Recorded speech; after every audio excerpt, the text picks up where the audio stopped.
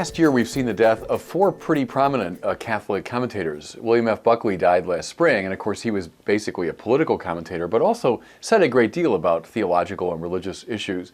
Tim Unsworth wrote for many years for the left-leaning National Catholic Reporter. He died just a few months ago. Then, of course, in the last few weeks, we saw the deaths of Cardinal Avery Dulles and now Richard John Neuhaus, two stalwarts on the Catholic right. And the passing of these figures has led me to reflect a little bit on the shifting in the Catholic Commentariat. Here's these major players who are part of a generation that is now fading from the scene. What struck me is this. For many people of that generation, the dominant event was Vatican II. I just finished reading John O'Malley's very interesting history of Vatican II, and he said Vatican II was the most important meeting in human history. Barbara Tuchman, the great historian, said that Vatican II was the most important historical event of the 20th century, more important than World War I, World War II, the atomic bombs. She said that this great leviathan of the Catholic Church turned itself over in the water, made it the most remarkable historical event.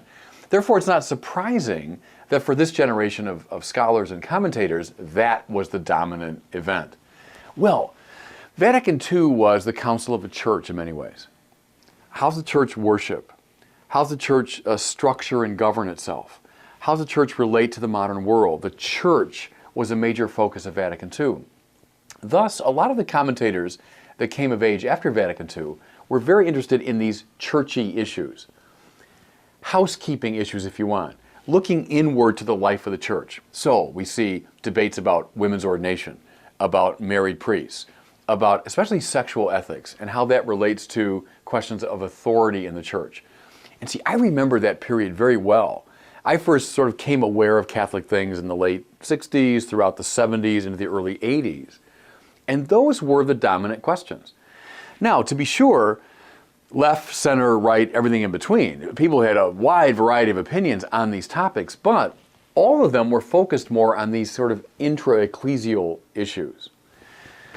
Here's what strikes me. With the passing of that generation, I think the conversation will shift. Because while left, center, and right were debating churchy issues, while the church was kind of bickering with itself over internal affairs, and mind you, I don't think for a second these questions are unimportant or that these commentators were anything less than serious. But there was a focusing of their conversation on the inner life of the church. While that was going on, though, I fear, a lot of people in the wider culture began to lose confidence in the basic story of Catholic Christianity.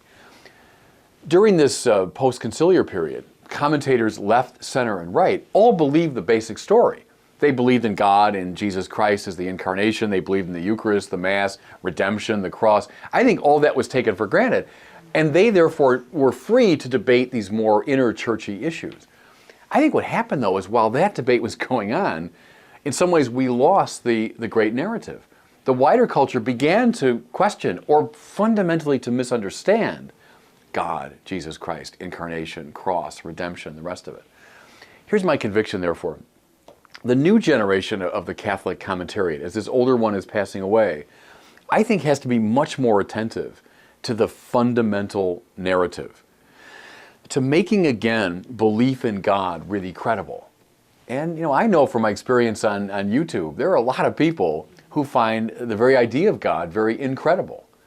We don't have the luxury in some ways of looking at a lot of churchy issues. We got to attend to that really fundamental issue of who is God?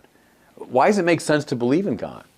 I think a lot of people today have lost confidence in the basic narrative of Christianity. Salvation history, which culminates in the incarnation, the coming of Christ. For a lot of people, that just seems like an old myth, like the myths of Horus and Osiris and Zeus and everything else. How do we make that message credible again? The message of the resurrection. Oh, just another old story from the ancient world. How do we make that claim historically dense and reliable? As I've said 1,000 times, we have a smart tradition. It's the glory of Catholicism. We're a smart religion. We take theology seriously. So, Augustine, Thomas Aquinas, John Henry Newman, John Paul II, all the rest of them, to read them well, to understand them, to tap into our own very strong intellectual tradition. Secondly, I think the new generation has got to be aware of the culture and the opposition within the culture to the church. As I mentioned, we have to know the opponents better than they know themselves. One thing I've said to some of my YouTube interlocutors when they attack religion, I'll say, how much serious theology have you read? And then I'll say, I've read Nietzsche and Sartre and Marx and Freud. I've taught them. I've read them. I know where they're coming from. Do you know our own theological tradition? So I think we need to know the opposition to the faith really well. Thirdly, we need to be public. What strikes me over and over again is the fundamentalist view of Christianity is out there. People know about it because if you look in TV and radio and so on, the fundamentalist view, that's out. They've used the media very effectively. Where's the Catholic view? My judgment is people don't know it. They don't know the Catholic view on the Bible. They don't know the Catholic view on the nature of God. They don't know the Catholic view on faith and reason. They don't know the Catholic view on science, evolution, and the faith, all of that. What you see is, over and over again, the assumption that the fundamentalist view is it. That's because we haven't gone public enough. So I think the new generation has got to seize the media and has got to get this much more nuanced and intellectually satisfying view out there.